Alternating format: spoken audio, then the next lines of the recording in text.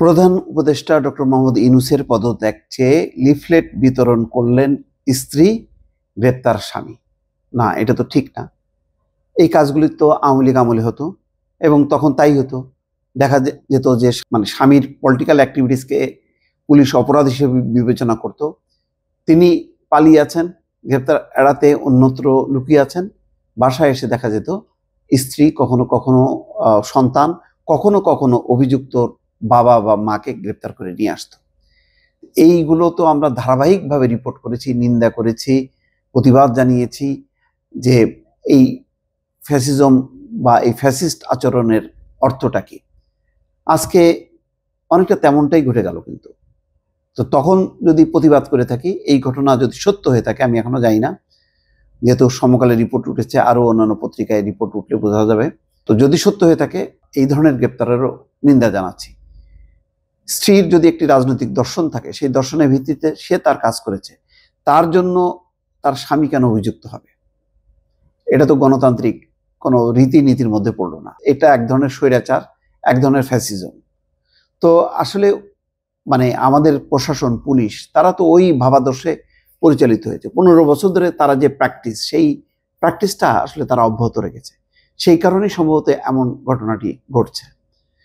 রাজশাহীর পুঠিয়া উপজেলা পরিষদের সাবেক মহিলা ভাইস চেয়ারম্যান ও আওয়ামী লীগ নেতা মৌসুমী রহমান অন্তর্বর্তী সরকারের প্রধান উপদেষ্টা ডক্টর মোহাম্মদ ইউনূসের পদত্যাগ চেয়ে লিফলেট বিতরণ করেন। পরে লিফলেট বিতরণের ছবি দেন ফেসবুকে।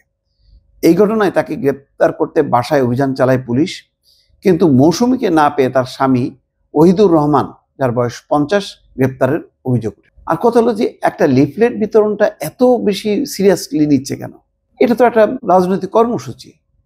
রাজনৈতিক কর্মসূচিকে কেন বাধাগ্রস্ত করবে? আমি তো বললাম যে আওয়ামী লীগের ব্যাপারে আগে সিদ্ধান্ত নিতে হবে, যে আওয়ামী লীগ একটা নিষিদ্ধ দল, সুতরাং নিষিদ্ধ দলের কোনো রাজনৈতিক কার্যক্রম চলবে না। সেই সিদ্ধান্ত না নিয়ে আমি লিফলেট বিতরণ করছি, আমি সমাবেশ করছি, আমি বক্তৃতা দিচ্ছি, আমাকে কেন প্রতিহত করা হবে বলেন? সোমবার সন্ধ্যার পর মৌসুমী রহমান বর্তমান সরকারের পদত্যাগ দাবি করে লিফলেট বিতরণ করেন। তার লিফলেট বিতরণের ছবি আওয়ামী লীগের অফিসিয়াল ফেসবুক পেজেও শেয়ার করা হয়। এই ঘটনার পর তার বাসায় অভিযান চালায় পুলিশ। স্থানীয়রা জানান, তাকে না পেয়ে স্বামী ওহিদুর রহমানকে গ্রেপ্তার করে পুঠিয়া থানা পুলিশ। এ বিষয়ে পুঠিয়া থানার ওসি কবির হোসেন বলেন, 5ই আগস্টের পর একটি নাশকতায় মামলায় অভিযুক্ত ওহিদুর রহমান ছিল। ওই মামলায় তাকে গ্রেপ্তার করা হয়েছে। স্ত্রীকে না পেয়ে স্বামীকে আটক করার কথা সঠিক নয়। এ বিষয়ে জানতে মৌসুমী রহমানের সঙ্গে যোগাযোগ করার চেষ্টা করলে তার ফোন দুটি বন্ধ পাওয়া যায়। আর কি, সে ফোন খোলে? কিন্তু পুলিশ বলছে যে তার নামে অন্য একটা অভিযোগই আছে, কিন্তু সেটা তো না। যখন নাকি মৌসুমী রহমান সে লিফলেট বিতরণ করছে, সেই ছবি যখন নাকি ফেসবুকে শেয়ার করা হচ্ছে, তখন তার খোঁজ যে পুলিশ যায়, তাকে না পেয়ে তার স্বামীকে অ্যারেস্ট করা হয়। বিষয়টা তো সেইভাবেই গণমাধ্যমে এসছে। তাহলে কোনটা সঠিক? পুলিশের বক্তব্য সঠিক নাকি গণমাধ্যমের বক্তব্য সঠিক? এটাও তো বিশ্লেষণ করা দরকার। ভালো থাকবেন। আল্লাহ হাফেজ।